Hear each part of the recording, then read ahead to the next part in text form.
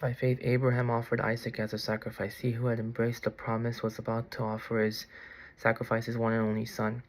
Uh, even though God said to him, "It is through Isaac that your offspring will be reckoned," Abraham reasoned that God could raise the dead from life again.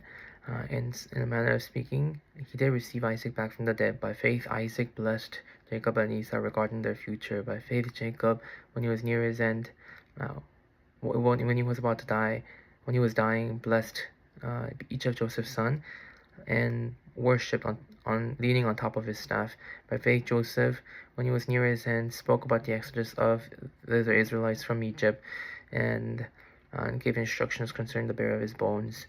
By faith, Moses' parents hid him for 3 months after he was born because he saw he was not an ordinary child. They did not fear king's edict. By faith, Moses, when he grew up, refused to be known as son of Pharaoh's daughter.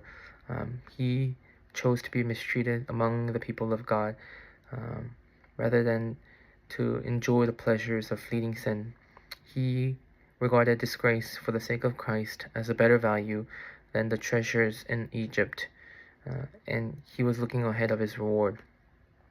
By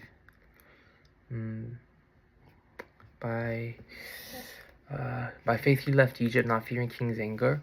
By faith he left Egypt, not fearing king's anger. He persevered because he saw him who was invincible. By faith he kept the Passover, the application of the blood, so that the destroyer of the firstborn would not destroy the firstborn of Israel. By faith people crossed the Red Sea as on dry land. When the Egyptians tried to do so, they were all drowned. By faith, the walls of Jericho came down after the army marched around it for 7 days.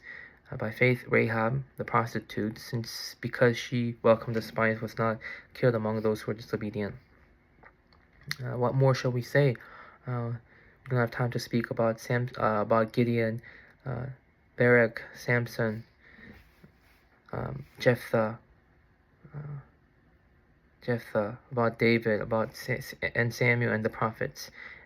Through faith, they conquered kingdom, administrated justice, and had gained what was promised.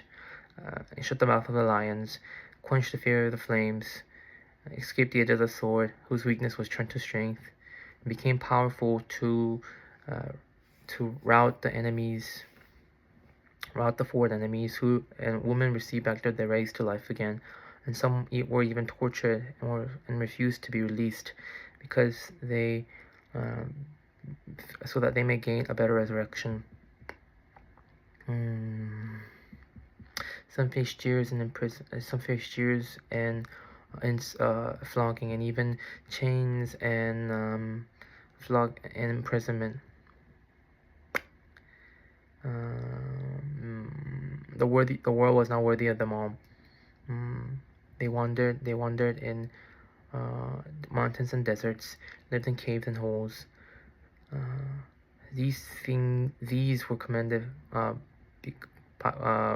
their faith, yet did not receive what was promised, since God had planned something better for us, so that together with us they will be made perfect.